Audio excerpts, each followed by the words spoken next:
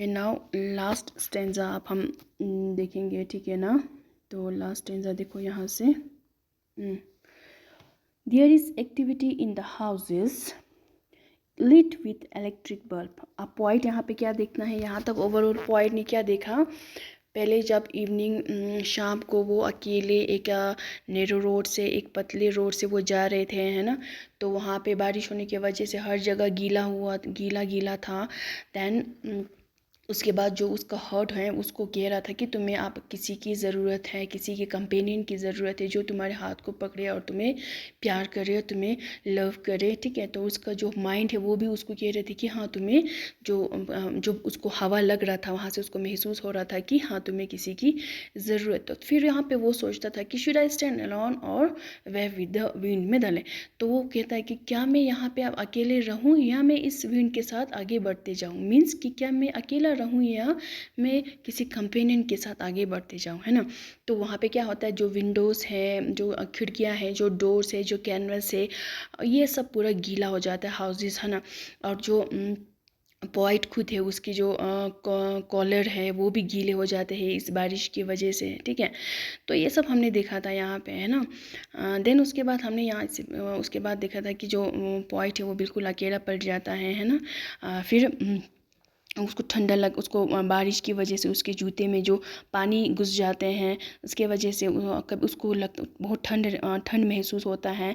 फिर वो उसको लगता है कि my eyes are heavy with sleep, या उसको उसकी आंखें जो है वो हैवी हो जाता है स्लीप की वजह से, या लगता है उसको कि मुझे फीवर तो मुझे नहीं है ना। तो फिर वो जो यहाँ पे खड़े हैं वो पूरा एरिया स्लीपरी हो गया है, कोई भी एक ऐसा जगह नहीं है जहाँ खड़े रह सके, क्योंकि उसको आराम करना था, क्योंकि वो बिल्कुल एग्जॉस्टेड हो गया था और ऐसे एक जगह की ज़रूरत है उसको कि जहाँ पे वो आराम से अकेले आराम कर सके। उसके अंदर से पूरा लूज और होप चला गया था। इस इवनिंग की तरह उसने इस इवनिंग की तरह अपनी लाइफ इवनिंग के साथ अपने लाइफ को कंपेयर किया था, डार्कन हो गया था लाइफ बिल्कुल, है ना। लाइफ में कुछ भी होप नहीं रहा, अकेला पड़ गया, पॉइंट अकेला पड़ गया था, ठीक है।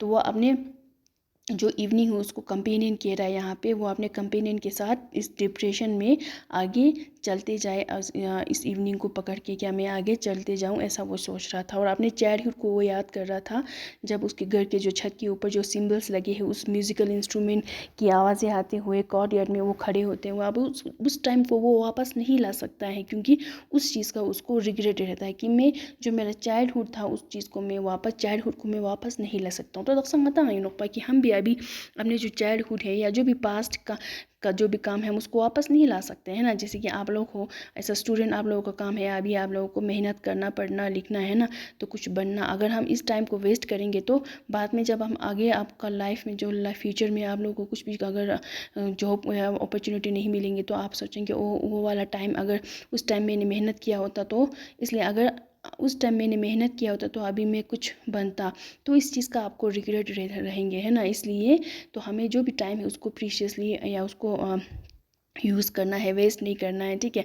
जो टाइम एकदम चला जाता है ना उसको वापस नहीं ला सकते, तो हम उस चीज़ का रिग्रेट फील करते। जो बॉय यहाँ पे अपने चाइल्डहुड को वापस नहीं ला पा रहा है, इस चीज़ का उसको रिग्रेट फील हो रहा है, ठीक है। देन द इवनिंग जो उसको था, इवनिंग को जो रात, इवनिंग के बाद रात होते हैं तो रात होते जा रहा था बिल्कुल।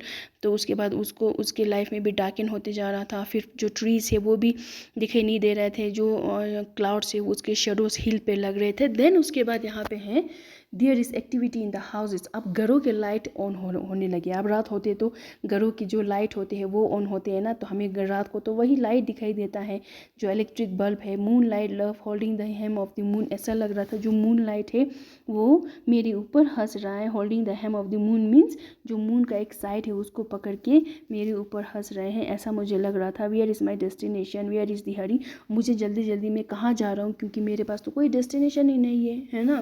तो पॉइंट सोच रहा है कि मैं घरों के लाइट तो जल गए, है ना, मून भी निकल आए हालाल दगिर मोद लाइट ऑन सो तो दुख सन्ने लाइट नंगा लाइट मुना ऑन सो तो दुख, लेकिन मुझे इतनी जल्दी क्यों है, क्योंकि मेरे पास मैं मुझे लेकिन वेयर इज़ दी हरी, मतलब मैं इतनी जल्दी में क्यों हूँ, मुझे इतनी जल्दी करने की क्या ज़रूरत है, क्योंकि वेयर इज़ माई डेस्टिनेशन, मेरा तो कोई डेस्टिनेशन ही नहीं है, मैं तो अकेला हूँ, ठीक है।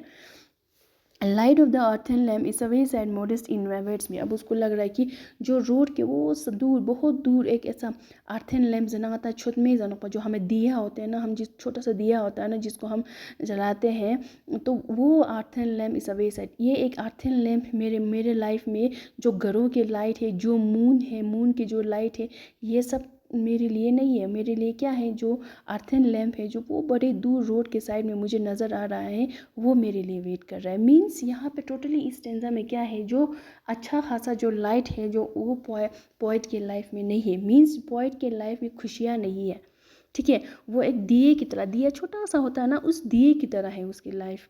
तो वो कह रहा है कि मेरी लाइफ तो दिए की तरह है, मैं उस दिए की तरफ खिंचा चला जा रहा हूँ, मुझे इन घरों की लाइट और मून लाइट ये मेरे लिए नहीं है। मीन्स पोएम यहाँ पे पोइट क्या है, he is totally in depression. Okay, so ये एक पोएम है जिसको ट्रांसलेट किया है फ्रॉम डोगरी बाय शिवनाथ ने। ओके ना, यहाँ तक आपको समझ में आ गया होगा। सो इसको आप लोग अच्छी तरह से समझ लेना। Thank you.